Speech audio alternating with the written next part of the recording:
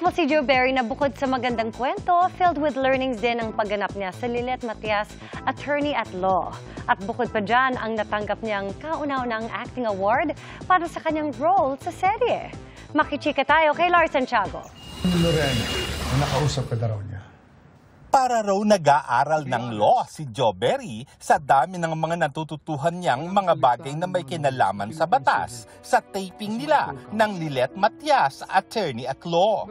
Natutuwa rin daw siya na nakakapagbahagi sila ng kaalaman sa batas sa mga manonood at naipapaliwanag sa salitang madaling maintindihan ang maraming legal terms.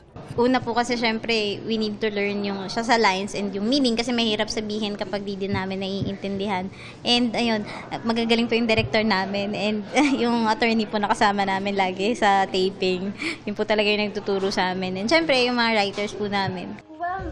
Lalo namang nagiging kapanapanabik ang takbo ng istorya dahil sa nakakagulat na twist and turns ng kwento. Nagsisimula pa lang po yung mga kaso, marami pa po kayong abangan at marami pa pong characters ang papasok. Doon kami excited kasi every case nga po, meron kaming bagong guest.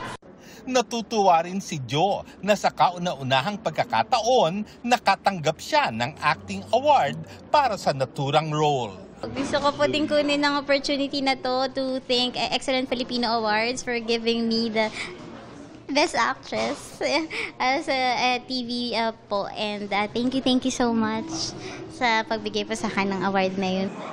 Masayang pamilya kung ilarawan ni Joe ang samahan nilang cast ng Attorney Lilet Matias. Yan si Tita Glenda, si Mama Rita, lagi pong may mga may mga dalang pagkain. Kaya pag nandyan po sila, happy na kaming lahat. Sa kanya namang personal na buhay, may pinagkakaabalahan ding project si Joe, pero gusto raw muna niyang isikreto. Ayoko muna sabihin.